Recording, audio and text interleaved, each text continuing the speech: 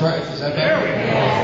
I was able to skip out. We're in session, but we're in a short recess, so I ran there, and I appreciate you letting me jump the line. Thank you.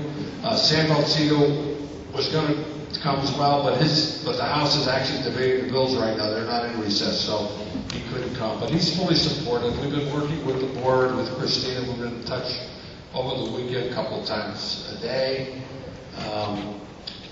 Here's what we've done so far, and then do you want to take any questions? Sure, okay. What we've done so far is, I'm the ranking member of the Public Safety Committee. So I deal with the public safety folks all the time. I've been on that committee for 10 years. So generally what happens is, I have a working relationship with the commissioner. And her number one guy is a guy named Scott DeVico, who's around the Capitol all the time. He's what they call the legislative liaison. So I've talked to Scott a couple of times, sat down in a meeting with him the day after our meeting here, which I couldn't come. And I asked him if he had come out with the state troopers. He said no, but he said, I heard no. And he said, I heard you loud and clear. And he told me in an earlier meeting that they would not go anywhere where they're not wanted. And so I'm hopeful, let me put it that way. And also, not only the fact that they don't care to go where they're not wanted, there are actually better options for them and cheaper options. So this is what we've been talking to them about. And this new commissioner is a pretty common sense person. I mean, she's very sharp. She came from the city of New York. She worked for Mayor Bloomberg. She ran the prison system there in the city. And she's shown some real common sense and flexibility in the past. When she first came in, they were in the middle of that 911. They were changing the 911 system, and they were closing down a lot of the centers. And actually, in some parts, like in Danielson, they were actually going to close down the troop. And all you could do, you had to drive up to the troop, and they had a telephone there, and you could make a call. Well, anyway, we, in our area, because I also represent towns up in that corner too. I have Chaplin, Hampton, and so they were affected negatively by that. So I was able to, I talked to her, others talked to her, not just me, from Willington County, and about a month ago she reversed all that. So, I'm hopeful that we're going to be just fine. But I think that for everybody here, if you haven't sent an email to Jeffrey, how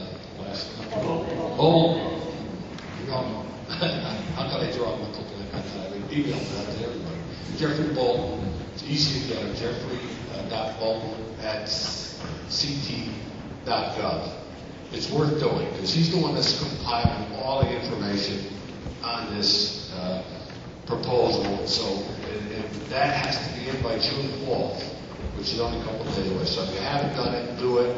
It really will have an impact. And the fact that we're all working together, I think, is very helpful. I mean, the fact that we've got the support of the town. And the options that we've given them, I talked to Scott DeVico, and I mentioned to him Stone's Ranch over in Niagara. That's the National Guard training facility. I spent more time here than I care to remember when I was in the Guard for 6 years. So it's a big facility. It's, I think, about 2,000 acres. And they already had a range. And, why wouldn't they go there? They wouldn't have to buy the land, obviously. They already own it. And they wouldn't need an environmental impact study because it's been done. So you're talking right there, the environmental impact study, from what I've been able to determine, is $100,000. And the land, I don't know what price they were going to pay for the land, but it's going to be hundreds of thousands. So we could make this project less expensive for the taxpayers. Plus, Niagara is more, not that it's totally simple, but it's more simple than we are. And there's some folks who are living in Willington who are in the state police. One who I talked to this morning, he doesn't favor to come to Willington. He lives in Willington. And he's just concerned about the travel time for the troopers.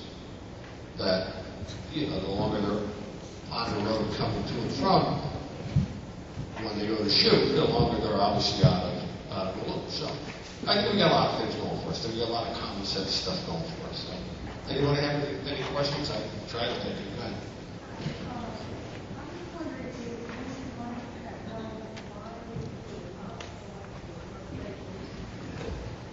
No, I don't know why we were so lucky. The question was why were we chosen? Why were we chosen? And I don't. They had a lot of sites. I really don't have any idea. They didn't share that with me, so I really can't tell. But I don't obviously. I don't believe they expected this kind of resistance.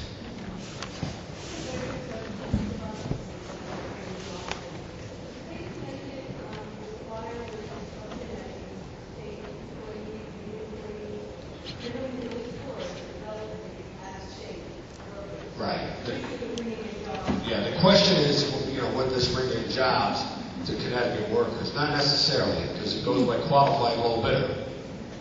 So, and you see a lot of construction projects around here, you see Massachusetts trucks. So, and on the busway, for example, a lot of that work went to Massachusetts contractors because their workers' comp rates are so much lower in the construction trades in Massachusetts and Connecticut. When our guys bid, they weren't low bidder. So we were very generous to our neighbors in Massachusetts, which is, I don't think is the plan. Hey, Tony, how come we haven't heard anything about what the state intends to do for noise mitigation, to keep this thing quiet, and to protect the property values of the landowners in the area? I don't know, can you all hear the question? Yeah. You just want to know why was it, why are we in the dark? Yeah, why is it where it is, and what is the state going to do to protect the property values of the abutting property? Basically, the answer to that is nothing. I mean, basically the state of Connecticut, like most states, I mean, they have the right, they don't have to go through local zoning or any of that. I mean, that's how they're able to site prisons. I mean, who's going to want a prison in their backyard? So they were able to site them that way. So somebody said to me, this is an unfair system. But it's a deliberately unfair system. They want to have the edge. They don't want to have to, because they know some of these things would never be cited if they had to do it that way. And so this is just the way they do business. Go ahead.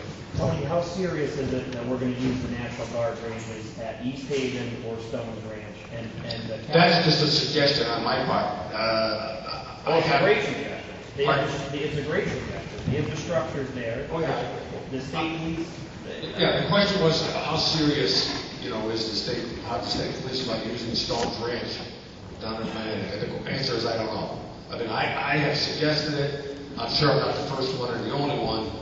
Because as you said, the infrastructure's there, it's all there, played out, you don't have to buy the land. Only used 2 or 3 times a month by the guard. Yeah, the guard uses it because that's where I went down when I was in. I would go down on weekends for the training. Every caliber of weapon the state police can be used at that range. Right, and they could share it, and also the guard would have a state-of-the-art facility, probably better than the one they have right now. So everybody, it's a win-win.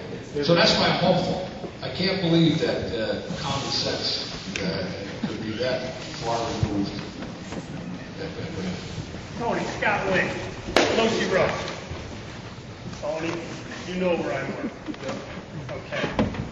You also, I believe, know that Troop C exists because the state police wanted a piece of property on the highway.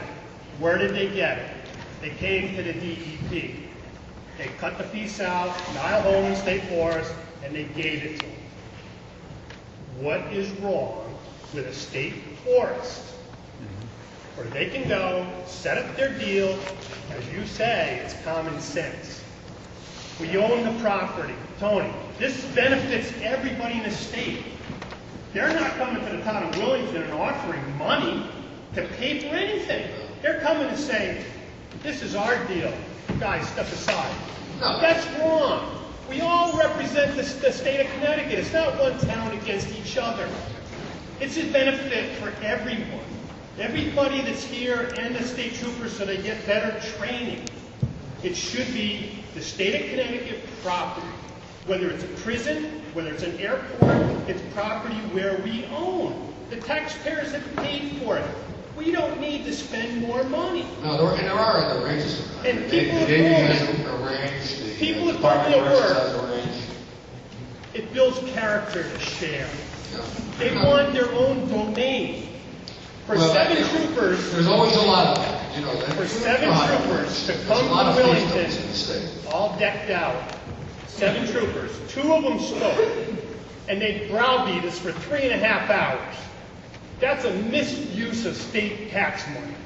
It cost $6,000 to put them in the That's where they give this money away. It's our tax money. I agree. 7 I agree. troopers, I think and that's only why- 2 of them spoke. I'm not a prognosticator, but I think we're going to. It just really rips us. It really rips us because we honor the badge. Represent. Thank you. Well, I don't want to take over the whole thing. I'll take one more. Tony, just one thing. First of all, thank you, Council Doris. We do all appreciate it.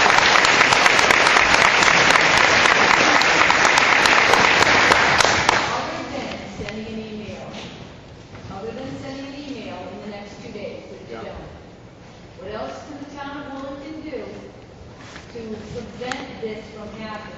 I like your optimism, but I want something a little bit more concrete. I have an answer.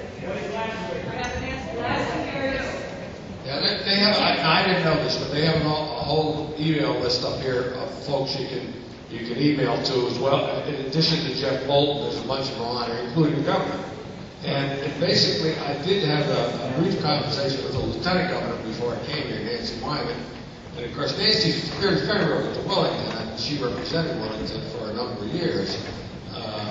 And we went to a lot of the same meetings together, so, you know, we're friends. And I did mention it to her, she was aware of it. She didn't know all the details, so I told her when we had a little break later tonight that, you know, we could sit down and I'd go over all the, you know, all of the things we just discussed here.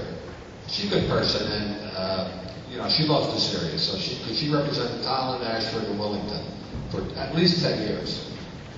Tony, is it true though that Glastonbury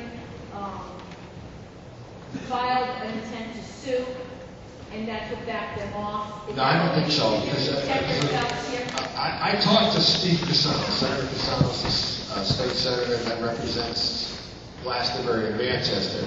I'll ask him that question, but I don't think so. I think it didn't get that far. Oh.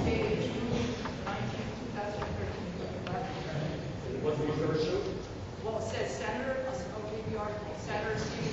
Senator Stephen Cassano spread the decision by announcing plans to introduce an amendment on the Senate floor that would have prevented the move. Administration officials told Cassano that they were abandoning the plans to prevent him from calling the amendment. So there is something. Yeah, I have an amendment also. So we're preparing that right now. And the amendment that I have, I got 2 of them. One would be, and I talked to Steve about his amendment to find out what it was, because I don't want to reinvent the wheel. And his amendment was to open the facility up to the public at any time they're open. So obviously, you know. And the other one that I'm going to put in addition to that is they have to check out and evaluate any state-owned property before they go anywhere else. So we're hoping that, you know, all these things, we're trying to slow it down, and hopefully we'll put a stop to it before too long. I'm just wondering, what are your chances of getting that? Oh, I'm just going to hold it up. I'm going to hold it in. I'm probably not going to call it, but I want to have it there just so they're aware, because this is going to go on. In other words, it's not going to stop when the session ends on June 3rd. So if we don't get our way, we'll be back in session. They won't have progressed very far, and then I'll go ahead with the amendment. So I want them to know, because they'll look at all amendments that are filed and not called, because they have their liaison guy is Scott DeVico, who I mentioned a couple of times. So that's his job, to look for any amendments and bills that affect the Department of Public Safety. So he will see my amendment. So no, I I talked to Steve because I knew they were successful and, yeah, just, go ahead.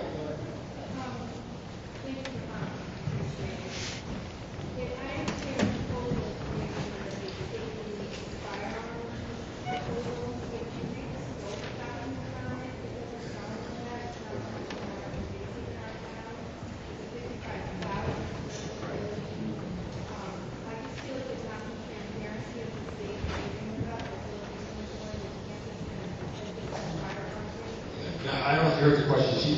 What the question was, there's not a lot of transparency. We don't really know what's going to go on in this 55,000 square foot building. And I'm trying to get a hold of that because obviously the state police, when they presented it to the bond commission, they had to have a plan that the bond commission approved. I was on the bond commission for a number of years. So the governor sits on that, the attorney general sits on it, and they meet once a month, and they approve or disapprove all of those that are on the bond commission agenda. So there has to be a written plan like the one you're talking about, which gives the whole scope of the facility. We're trying to get our hands on that right now. But hopefully we'll get before then.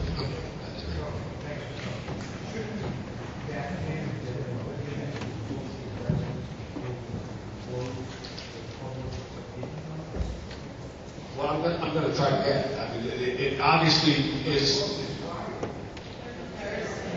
Thursday, but that'll be all right because we'll have time after that. I mean, that's just to close the public comment. But we'll be able to take a look at it and get a better idea. But from what I understand, it's going to be a shotgun range, a rifle, and pistol, and then there's going to be a active shooter. Yeah.